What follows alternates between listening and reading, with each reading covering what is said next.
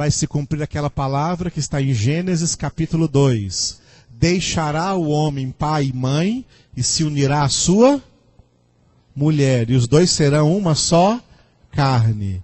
E eu dei o exemplo assim, quando é que alguém deixa a faculdade? Depois que está formado. Quando alguém deixa a casa do pai e da mãe? Quando já está preparado para entrar na segunda casa. A segunda casa vai ser agora a sua família prioritária através do casamento. Então nós estamos falando um pouco sobre essa preparação aí dos filhos, né? E eu estou colocando para vocês, lembram dessas duas palavras que vocês têm que decorar. Diga comigo, o ideal e o real. Mais forte, o ideal e o real. Às vezes vocês podem achar assim exagerado ou forte demais o jeito que eu estou falando, as coisas que eu estou colocando, é porque eu estou colocando o ideal. E o problema é que o ideal sempre nos assusta, porque o ideal está muito acima do nosso real. Não é verdade? Por isso que nós precisamos nos santificar. Porque se todos nós estivéssemos no ideal, não teria mais necessidade nenhuma de santificação. Já seríamos completamente santos. Nós precisamos de santificação exatamente porque o ideal é muito alto e o nosso real é baixo. Como é baixo o real, né? O nosso real é baixo e nós temos que lutar para alcançar o ideal. Amém? Glória a Deus. Falando sobre, né, eu dei um exemplo aqui, né, de que não deve existir, dentro do ideal que a palavra de Deus coloca, não deve existir um lugar onde o homem esteja que seja fora de sua família. Primeiro, da sua família primária, onde ele é filho, e segundo, da sua segunda família primária, onde ele será marido ou esposa. A Bíblia não diz, deixará o homem pai e mãe para fazer faculdade. Deixará o homem pai e mãe para fazer como é que é o nome desse negócio que fazem? Intercâmbio. Deixará o homem pai e mãe para alguma coisa. Não diz isso. Como também a Bíblia não diz, deixará o marido, a sua mulher no Brasil para ir trabalhar nos Estados Unidos. Tem muita gente que faz isso. Deixa o marido, deixa a mulher para ir trabalhar nos Estados Unidos. Deixa a família aqui. Amado, isso é terrível. Isso é terrível. Família foi feita para conviver. São as pessoas na face da terra com quem nós mais aprenderemos a ser gente, com quem nós mais aprenderemos a nos comunicar, a nos relacionar com o próximo. Aonde se aprende a relacionar com o próximo? Se não for dentro da família, não será fora dela. Por isso a família é uma instituição divina, porque esse é o propósito de Deus. O ideal que Deus coloca é que o homem só saia da sua família para formar a sua própria família. Não existe um hiato entre as duas coisas. Isso é o ideal. Mas às vezes tem uma realidade assim, ó. Lembra que o real é bem abaixo do ideal. Eu falei que o ideal é que os pais estejam sempre com os filhos, que os filhos estejam sempre com os pais. Portanto, se um dos pais tem que trabalhar, seria bom que o outro ficasse com os filhos. Isso é o ideal. Mas por causa do real, por causa da realidade, por causa do real mesmo, por causa da realidade precária, às vezes o pai e a mãe têm que trabalhar. E aí tem que deixar o filho com alguém. E aí ele tem que se desdobrar depois para educar essa criança melhor. Porque esse alguém com quem a criança foi deixada não é o pai, não é a mãe. Pode ser a melhor pessoa do mundo, não é o pai, não é a mãe. É diferente. E o filho, a filha precisa do pai e da mãe. pelo menos da presença, da participação deles na sua vida, no seu crescimento. Amém, queridos? Mas eu disse, quem não pode ir nesse ideal por causa de uma problemática social que nós temos, e os dois precisam trabalhar, então depois eles têm que se desdobrar para dar aos filhos aquilo que não pôde dar com a sua total presença. Da mesma maneira, vamos supor, nós estamos aqui em Anápolis, aqui tem algumas faculdades meio precárias, mas tem algumas faculdades. Mas e os pais crentes que moram, por exemplo, em Jaraguá, em Pirinópolis, em Goianésia, cidades interioranas de Goiás, e lá não tem uma faculdade. E eles precisam também formar os seus filhos. E não tem condição de vir todo dia e voltar, porque tem gente das cidades, de algumas, quando não é tão distante, que vem ônibus da prefeitura e volta, ó, é dureza essa vida de estudante por aí, dessa maneira. Mas tem muitos pais que mandam os filhos morar aqui em Anápolis. Aqui na igreja tivemos duas jovens, né? Uma delas é a Natália, esposa do Dirceu. Quando ela veio morar aqui em Anápolis, ela veio com a prima dela, Juliana. As duas foram aqui da nossa comunidade, né? A Natália ainda era, está casada com o Dirceu, né? E a Juliana casou, está em Goiânia. Mas quando elas vieram para cá, vieram estudar na Uni Evangélica. Elas vieram da cidade de Carmo do Rio Verde, que é para lá de Séries. Ficava longe delas ficarem indo e vindo. Então os pais mandaram elas virem. Elas até que não têm pais crentes, mas elas eram crentes. Então eu fui no apartamento delas ali, orei lá no apartamento onde elas ficaram instaladas durante o tempo do seu curso. A Natália estudou enfermagem, a Juliana estudou odontologia. Durante o tempo do curso delas, elas ficaram na igreja conosco, ouvindo a palavra de Deus. A Natália ainda fez seminário, enquanto fazia enfermagem, ela ia comigo e a Elaine para o seminário, ela fazia aulas no seminário. Então, e elas tinham lá no quarto delas um monte de versículos bíblicos assim, escritos na parede, na sala. A casa delas, o apartamento que elas alugaram ali, perto da Uni Evangélica, na República, era uma bagunça. Em cada apartamento tinha gente fazendo bagunça, tinha jovens não convertidos, mas no apartamento delas, que tinha só as duas, era um apartamento de moças crentes, que apesar de estar longe da casa, permaneceram fiéis ao Senhor, e nós acompanhamos elas aqui na igreja, ficaram muito tempo conosco. A Natália ainda está, a Natália está casada, né? Mas é um exemplo. Isso é o ideal? Não. Isso não é o ideal. Mas é uma realidade que tem que ser enfrentada de alguma maneira. A realidade tem que se desdobrar para tentar chegar ao máximo possível perto daquilo que é o ideal. Amém? E às vezes quando eu falo essas coisas da palavra, do ideal, pode ser, não deixa o diabo te enganar. Pode ser que o diabo lance na mente de alguém o seguinte: então tem que ser uma educação muito rígida. Cuidado, cuidado, cuidado, cuidado. Não é educação rígida, é educação espiritual. Não é rigidez, é espiritualidade. Porque existe gente que é rígido com os filhos, mas não tem nenhuma espiritualidade. Antigamente acontecia isso. Quando filhos eram espancados, obrigados a se ajoelhar no milho, levar palmatória nas mãos. Era uma educação muito rígida, mas não tinha espiritualidade. Não tinha espiritualidade. Da minha mãe eu apanhava todo dia. Todo dia com um negócio chamado fio do ferro. Vocês não lembram desse ferro? Um fio que ficava que desligava ele do ferro, ficava pendurado na porta. Um fio. Minha mãe, todo dia era o fio do ferro nas minhas costas.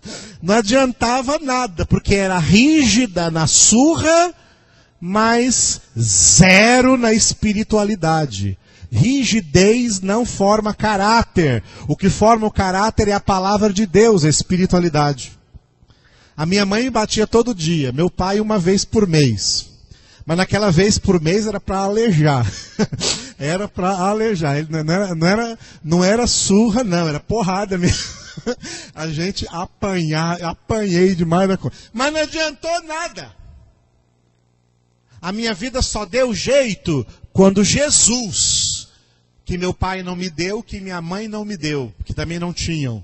Quando Jesus entrou na minha vida, é que ele mudou. Não foram aquelas surras que mudaram a minha vida. Não foi castigo, rigidez, surra. Não adianta ser rígido se não for espiritual. Tá? Se não for espiritual. Agora, ao invés de rigidez, troque a palavra rígido por radical. Aí é diferente.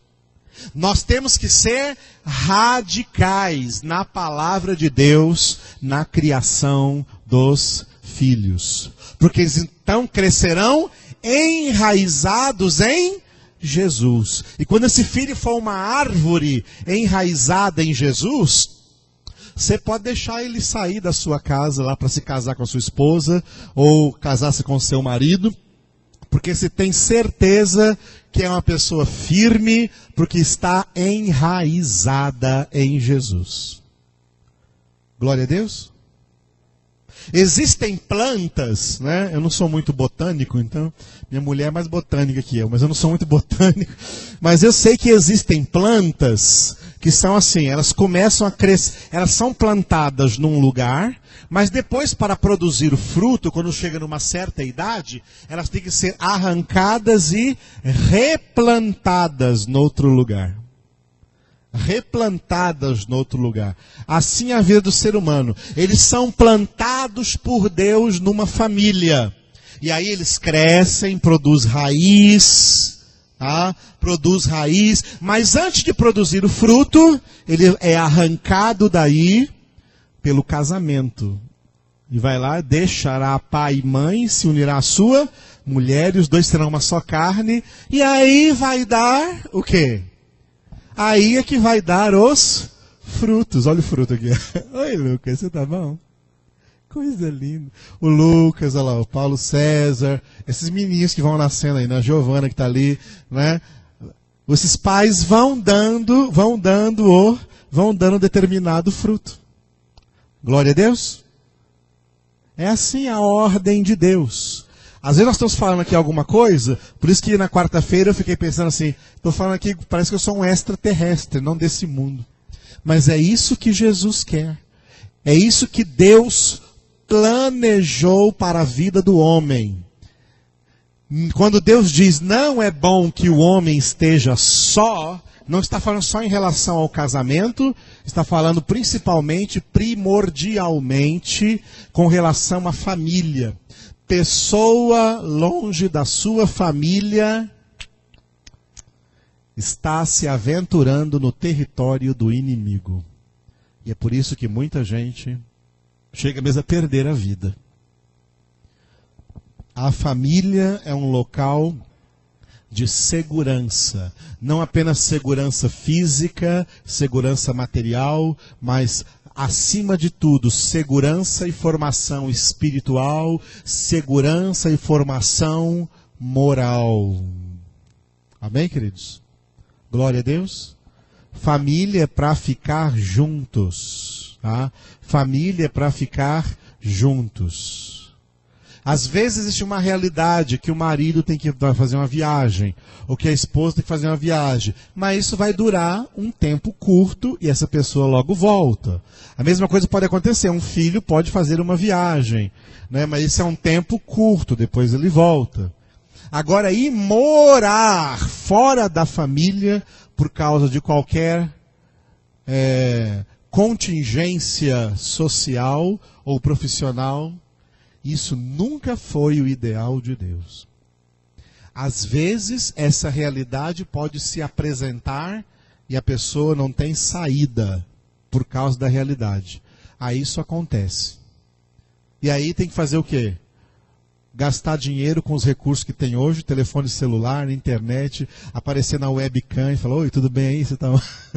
Mas tem que dar um jeito de compensar essa ausência com uma comunicação mais intermitente. Amém, queridos? Entenderam bem claro isso aqui?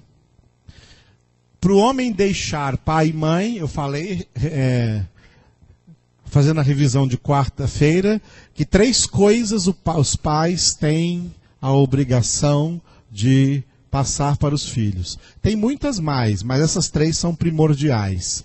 Primeira coisa que primeiro legado dos pais para os filhos é Deus. Ensinar quem é Deus, ensinar o caminho de Deus, ensinar a palavra de Deus, ensinar o propósito de Deus e ajudar os primeiros passos da vida desse filho crente, dessa filha crente. Isso é primordial. O pai que não faz isso, não adianta as outras 2 coisas que ele fizer. Okay? Não adianta nada que ele vai fazer. Primeira coisa, primeiro legado que os pais dão para os filhos é Deus. Ensinarem a eles a se relacionarem com Deus. Segundo legado, os pais têm que ensinar aos filhos ou dar aos filhos as condições de aprenderem uma profissão. Aí vem os estudos, aí vem a formação estudantil dos filhos hoje em dia. Para quê? Para que eles saibam viver no meio da sociedade de maneira digna, de maneira justa, de maneira honesta. E tenha condições de, quando deixar pai e mãe, sustentar a sua, então, segunda família primária. Amém? Lembrando, a primeira família primária é do pai e da mãe. A segunda família primária é do marido ou da esposa, junto com o marido, com a esposa e os filhos que vai ter. Então, Deus e profissão. Em terceiro lugar, os pais têm que saber trabalhar essa transição da saída dos filhos da sua casa para a sua próxima casa, a casa onde ele estará casado, né? Por isso, os pais também têm que saber orientar os filhos acerca de com quem vão se casar, né? Com quem vão se casar. Então a Maressa está aqui, sendo preparada. Coisa linda essa menina. Sendo preparada, né? Estão namorando há quantos anos? 5 anos? Vai fazer agora? Vão fazer agora 5 anos de namoro, Paulo Isaac e Maressa, né? Eu estou orando pelo João também, estou orando, viu, João? Não pense que eu não estou orando, não, que estou orando. Estamos orando por você, viu? Direitinho, em nome de Jesus. Mas nós queremos, os pais têm que trabalhar para que os filhos se casem direito, se casem bem. E aí eu comecei a falar de namoro na quarta-feira, né? Deixa eu continuar hoje. Namoro não é uma doutrina bíblica. Por quê?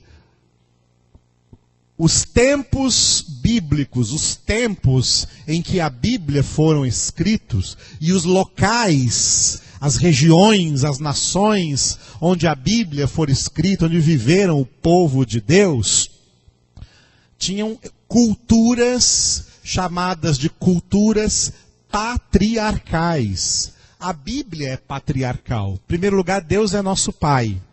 E Deus também quis instituir um homem que nós temos que chamar ele de o pai da fé, o patriarca da fé, que é Abraão. Somos todos filhos de Abraão, segundo a fé. E Abraão formou uma família patriarcal. O que é uma família patriarcal? É uma família formada a partir de um patriarca. O pai tem que ser um patriarca, a mãe tem que ser uma matriarca, que serão respeitados, reverenciados, através da obediência de seus filhos e dos filhos dos seus filhos e assim por diante. Esse patriarca tem que ser um ícone. Um ícone de quê? De alguém que conhece a Deus, de alguém que viveu honestamente e de alguém que se casou bem. Porque todos os filhos e filhas que nascerem vão precisar desses 3 modelos em alguém dentro da sua família. especialmente do seu pai e da sua mãe. Cada filho tinha que ver na figura do seu pai e na figura da sua mãe alguém que conhece a Deus, alguém que trabalha honestamente para sustentar a sua família e alguém que se casou bem, porque se casou com critério, teve uma pessoa que realmente foi idônea para se casar com ele e dar continuidade à sua árvore genealógica, à sua descendência. Isso é o ideal. Só que o real da maioria é muito ruim, não é verdade? Não tem pai nem mãe com referência de Deus, não tem pai nem mãe com referência profissional, não tem nem pai nem mãe com referência de relacionamento conjugal. Infelizmente. Essa é a realidade triste que nós vivemos. Mas nós temos que ser transformadores da realidade. À medida que a pessoa se transforma, ela transforma a realidade em que ela vive. Decore, isso aqui é um princípio espiritual, viu? À medida que a pessoa se transforma, ela transforma a realidade em que ela vive. Por isso que Paulo diz em Romanos 12:2, transformai-vos mediante a renovação da vossa mente, para que experimenteis qual seja a boa, perfeita e agradável vontade de Deus. 1 Tessalonicenses 4:3, e a vontade de Deus é esta, a vossa santificação. Hebreus 12:14, segui a paz com todos e a santificação, sem a qual ninguém verá o Senhor. Transformação, santificação é transformação. A prova de que alguém está se transformando é que ele também influencia a realidade dele. Ele começa a mudar essa realidade à sua volta. E o melhor lugar para uma realidade ser transformada é dentro da própria casa, é dentro da própria família. Tá? Em grego tem duas palavras para casa. Na língua grega tem duas palavras para casa. Uma palavra no feminino e uma palavra no masculino. A palavra oikia é casa no feminino, em grego. E oikos é casa no masculino, em grego. As duas traduz para o português como casa. Oikia, em português, é casa. Oikos, no português, é casa. Mas tem uma diferença na língua grega. Oikia é a casa de material. É a casa de alvenaria. É a casa física, a casa construída, o local físico aonde se deve morar. Aonde se deve morar. E oikos é a casa humana que nos cerca. Porque Deus não queria que a gente fosse só cercado de paredes, mas fôssemos cercado também de pessoas. Essas pessoas que nos cercam, a começar do pai e da mãe, tá? A família residual que reside na mesma casa, a família, tá? Essa família, os que moram na mesma casa, é a casa que em grego é oikos. Foi assim que Josué disse, eu e minha casa serviremos o Senhor. Ele não disse que ele e a casa dele, a casa construída. Não, ele e a casa dele era a esposa dele e os filhos dele. Eu e minha casa serviremos ao Senhor.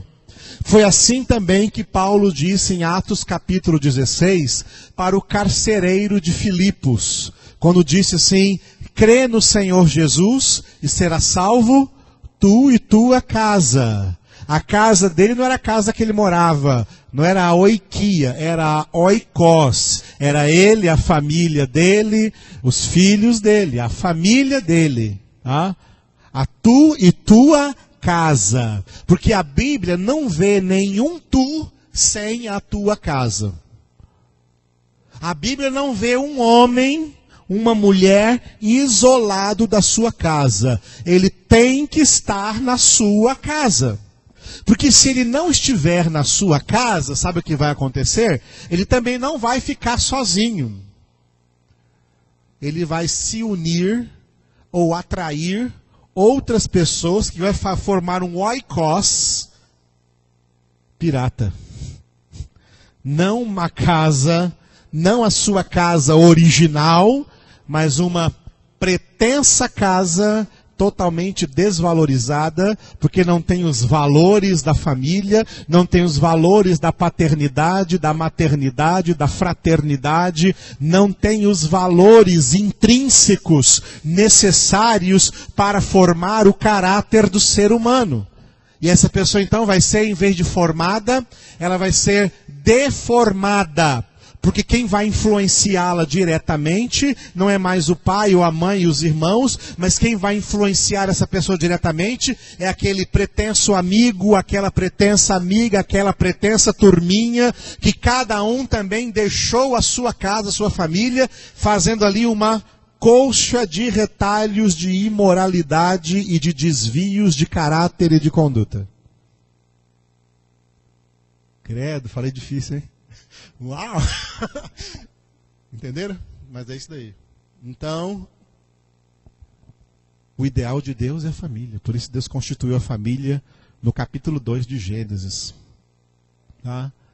A família é um lugar que nós não imaginamos o quanto é importante diante da face de Deus. A família é a nossa base. E também é uma base de lançamento. Para lançar esse filho aonde? Lançar esse filho, tá? Aonde o propósito de Deus ensinado nessa família o direcionar. Por isso que no livro dos Salmos os filhos são definidos como flechas nas mãos de um guerreiro. E ser pai e mãe é ser guerreiro. Ser bom marido e ser boa esposa é ser guerreiro. Ser bom pai e boa mãe é ser guerreiro. Tá?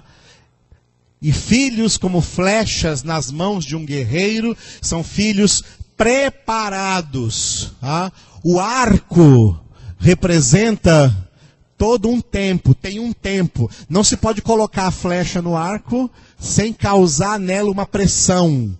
Se não causar nela uma pressão, ela cai bem aqui. Se causar nela pouca pressão, ela cai daqui a 1 metro. Tem que causar, se quiser atingir o alvo com essa flecha, tem que ter a pressão necessária, que é o puxamento da corda do arco. O arco tem que estar bem preso na mão e o puxamento dessa corda que está presa à flecha, que vai ser lançada, tem que ser feito com muito cálculo, com muito treinamento, com muita precisão, para que essa flecha atinja o alvo. Atingir o alvo, meus filhos serão santos e terão filhos santos. Glória a Deus, amados. Se não for bem calculado, essas flechas vão parar onde? Essas flechas param na zona de prostituição, essas flechas param nos bares, essas flechas param na Cracolândia, essas flechas param na prisão, essas flechas param no manicômio, essas flechas param no cemitério. E foram flechas atiradas em vão, porque tinham todo o potencial de acertar o alvo e se desviaram totalmente do propósito pelo qual Deus o chamou à existência. Por isso, quando a Bíblia diz deixará o homem pai e mãe, é porque está preparado para isso. Está preparado para isso. Muito bem, na Bíblia não existia então namoro. Na Bíblia, a família patriarcal arranjava, essa é a palavra que se usava, casamentos arranjados. Arranjava, fazia os arranjos necessários para o bom casamento do filho ou da filha. Havia até o caso de famílias que guardavam seu filho recém-nascido para uma outra filha recém-nascida, de uma outra família conhecida, que caminhavam juntos, que tinham os mesmos costumes. chamavam até aquela história, né? A sua filha foi prometida para o meu filho, né, desde a infância. Eram casamentos arranjados, essa era a cultura. Isso é algo totalmente, quase que totalmente, digamos 99%, inviável hoje. Porque as culturas ocidentais fugiram muito do patriarcalismo e fugiram também das antigas normas familiares. Coisas que antigamente não era normal nas famílias, hoje se tem. Tá? Hoje se tem. Antigamente não era normal ninguém comer fora da mesa. Cada um comer num horário, ou aí um come na cozinha, outro come na sala, outro come na área, leva o seu prato e come ali, entendeu? Vão comer diante da televisão, vão comer diante do computador. Não, as famílias comiam juntas, se alimentavam juntas, porque